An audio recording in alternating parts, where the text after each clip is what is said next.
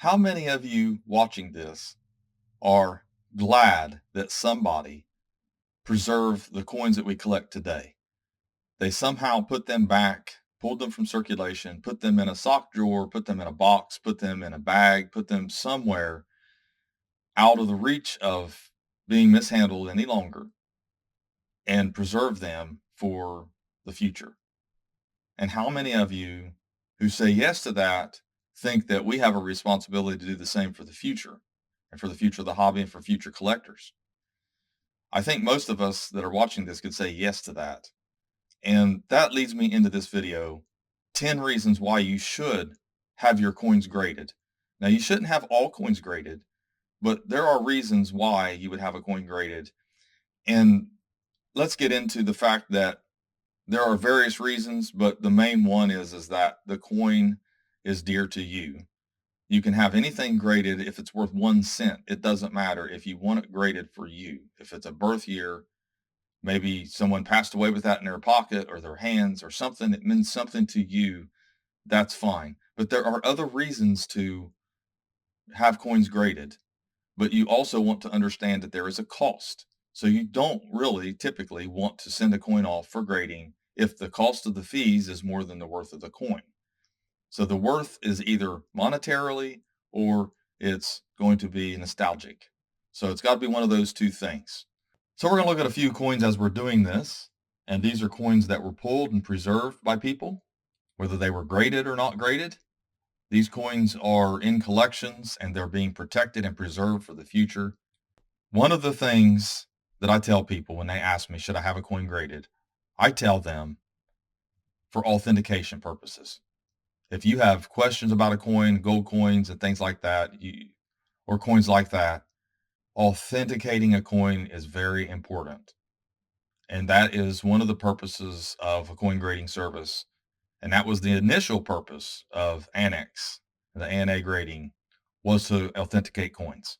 So that's one of the reasons to do it. And then we talked about to preserve coins. You're putting them in a holder, they're being protected, obviously. And that's the next one, to protect coins.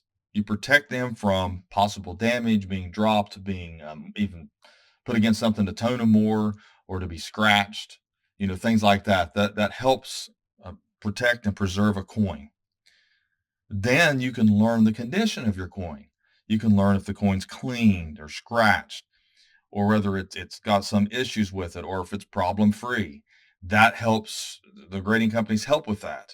The problem I see with people is they're trying to hit that lottery by sending coins off and thinking they're this high grade. That's one of the reasons you shouldn't send coins in for grading until you have a lot of experience and handle a lot of coins and learn how to grade yourself, because you're going to be disappointed in the grade you get when you're new and you submit coins. So you shouldn't do it for that reason, but definitely to see if it's cleaned or altered or anything like that. That would help a whole lot in the way of valuing a coin.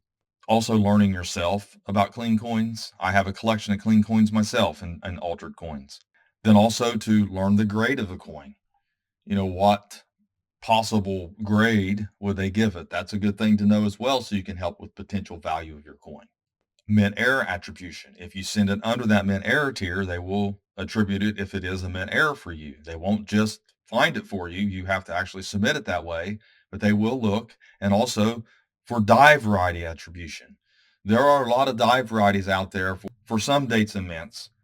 There might be 3 or 4 double dies, but only one of them's worth the money, so you want to know for sure exactly which one. You need it on the label so that you can realize the value if that's important to you.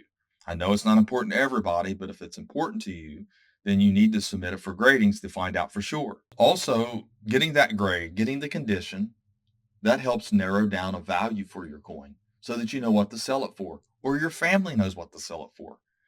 I know a lot of you think you're going to take them to the grave with you. I know a lot of you have said that. A lot of you said, I hate my family. I'm going to bury them somewhere. No one's ever going to find them. Eventually, someone's going to find the coins. Eventually, someone's going to get a hold of them. It's kind of funny people say that kind of stuff. But, the bottom line is that someone's going to end up in the coins in the future. And hopefully they're well-versed and they love coins and they keep them. But if they're not, then you need to have a potential value, or at least narrow down the value. And graded coins are easier to value. And also, coins and holders are less likely to be damaged.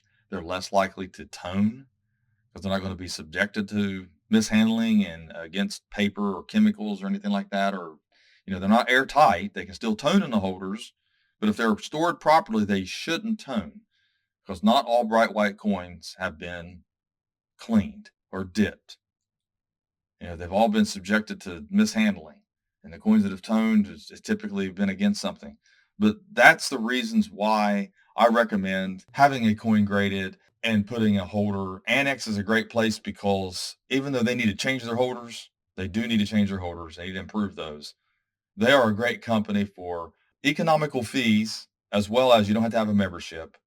And you can always take the coin out if you don't like it. I mean, you can if you don't like it being in a holder any longer, or you can try to send it. If it ends up being a decent coin, you can send it to PCGS or NGC and try to cross it over. But you shouldn't send coins off for grading because you're trying to hit a home run, a big lottery. If you know how to grade coins and you understand key dates and you understand the coin gradings and you've been doing it for a long time, that's one thing. But I'm talking about new people. New people that's asked me, should I have my coin graded? That's going to be my answer. There's reasons to do it and there's reasons not to do it. And the main reason is, don't think you're going to hit a lottery win trying to send off a bicentennial quarter you found in your change or in your collection, or a 1990 no mint mark business strike cent that's not supposed to have a mint mark in the first place.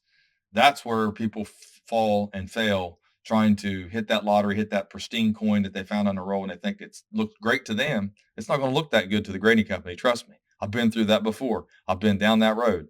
Me and Dad, we've had rolls and rolls of coins he's had back since the 70s. They were not good enough. They didn't grade high enough. But anyways, that's the reasons why I recommend that you would grade a coin. Thanks for watching my latest video. Please like, share, and comment, and have a great day.